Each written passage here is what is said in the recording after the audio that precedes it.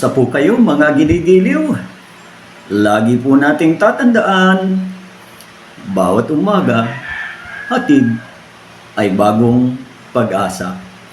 Welcome back to Amazing God YouTube channel. At sa pagkakataong ito ay tuloy-tuloy po ang ating pagtalakay patungkol sa mahalagang mga bagay na dapat po nating maunawaan at dapat pag-aralan patungkol sa mga salita ng Diyos sa gabay at pagtuturo ng banal na Espiritu. Ayan.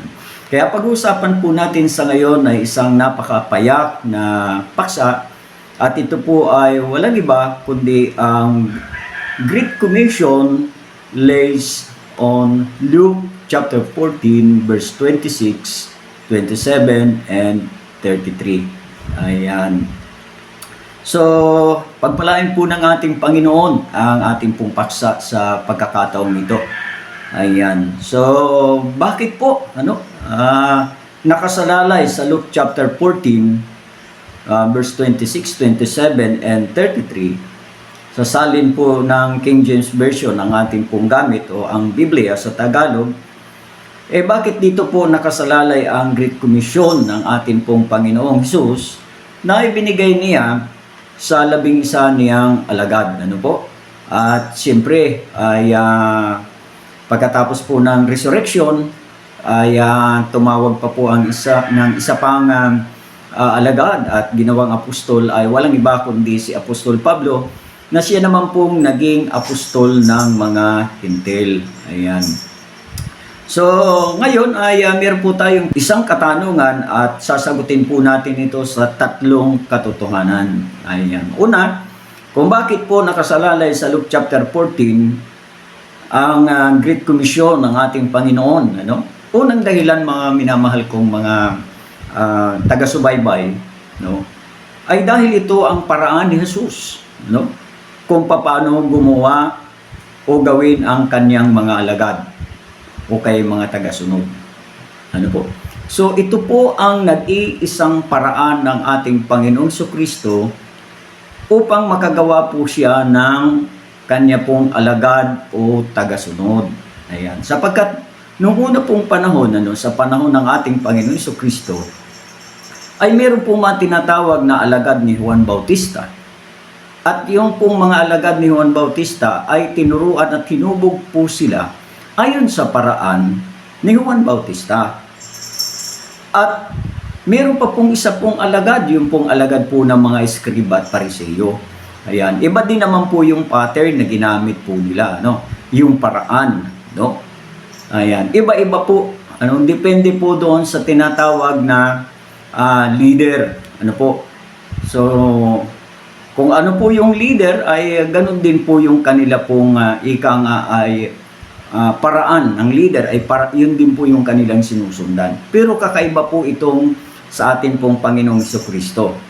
Ayan. So bakit dito po nakapokus yung ating pong paksa? Sapagkat dapat po nating maunawaan na 11 alagad lamang po yung inutusan. Dahil yung 11 alagad, sila lang po yung nakapasa o kaya ay nakalusot after the resurrection o after the cross of Calvary. At yan po ay matatagpuan po natin sa Matthew chapter 28 verse 16 to 20. Ayan. So basahin na lamang po natin Ayan.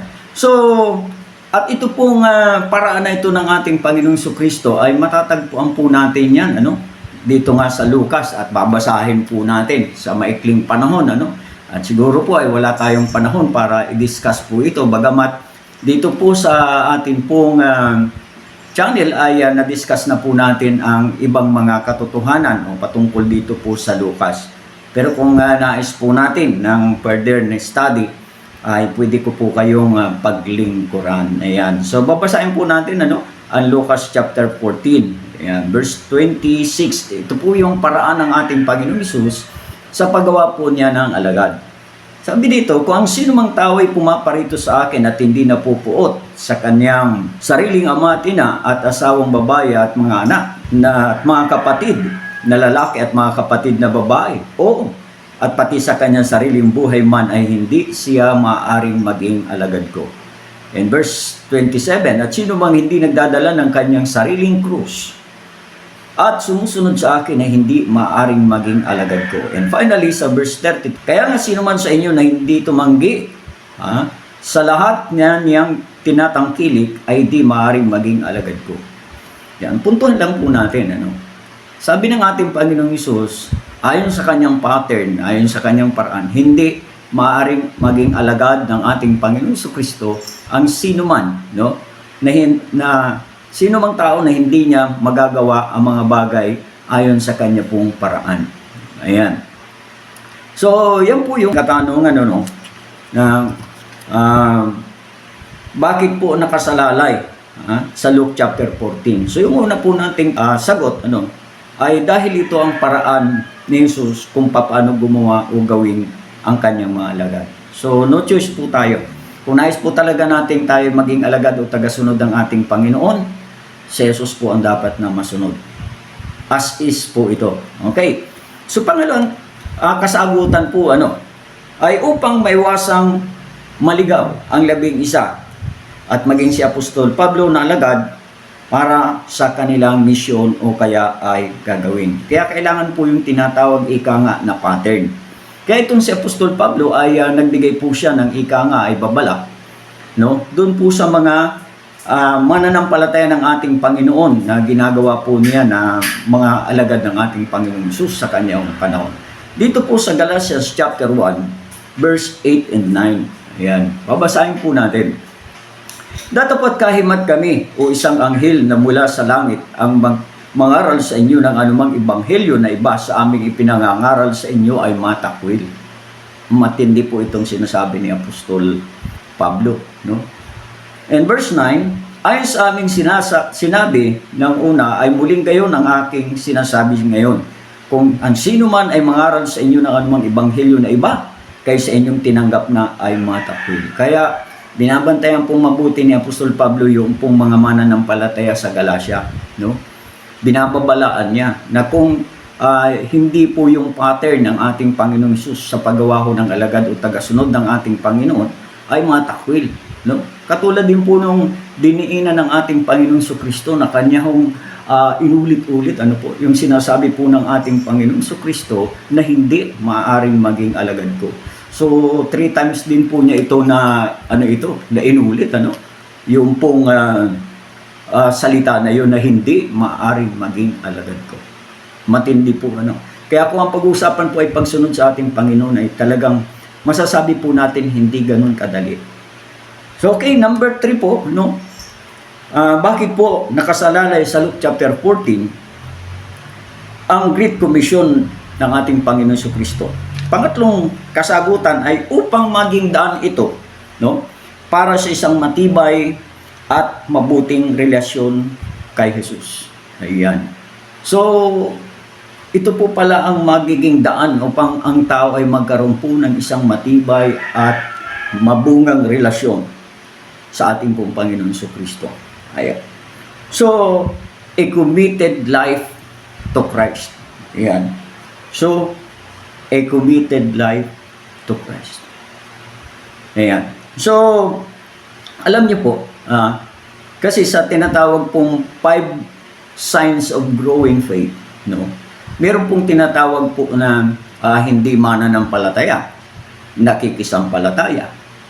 At meron din pong mananampalataya. Pagkatapos po na maging mananampalataya, gagawin na po itong alagad.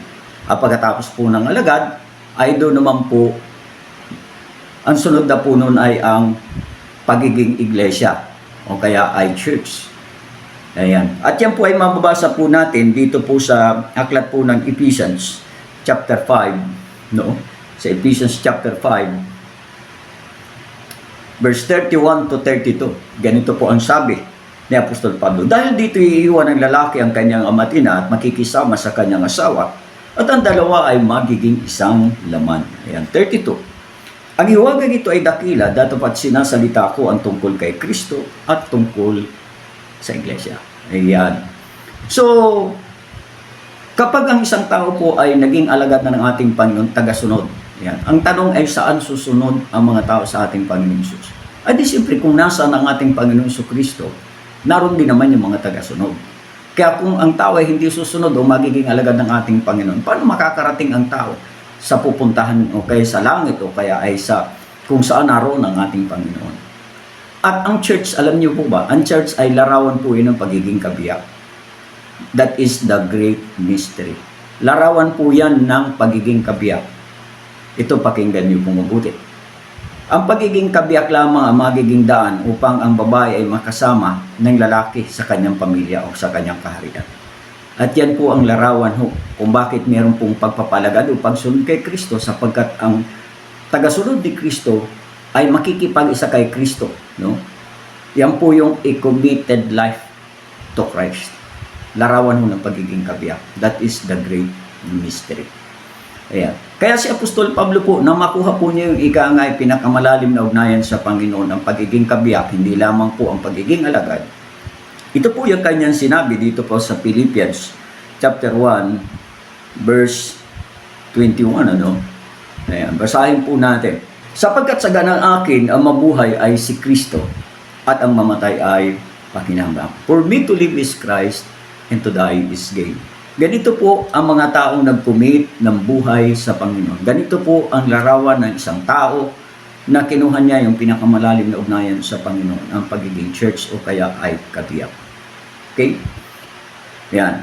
So wala po itong ipinagkaiba doon sa tinatawag na tunay na kahulugan ng pag-aasawa. Kaya nga sabi ng ating Panginoon, ang pinag-isa ng Diyos ay hindi maaaring paghiwalay ng tao. O kaya ay kamatayan lamang ang pwedeng makapaghiwalay. Ito yung sinasabi ko dito sa Ephesians chapter 5 verse 31 to 32. That is the great mystery. Kaya nawa ay tinuruan po tayo ng banal na Espiritu sa mga katotohanan na ating pong napakinggan at sundan po natin ang mga susunod pong mga pagkadangkay. Nawa, naunawaan po natin itong ating pong tinalakay. The Great Commission lays on Luke chapter 14 verse 26, 27, and 33. Marami pong salamat sa inyo pong pagsubaybay at nawa ay patuloy niyo pong suportahan ang channel na ito sa pamamagitan po ng pagla-like, ng pag-share, pati po ng pag-subscribe. At salamat din po sa ating pong mga subscriber. Saludo po ako and may the good Lord bless you and more and more. To God be all the glory and praise.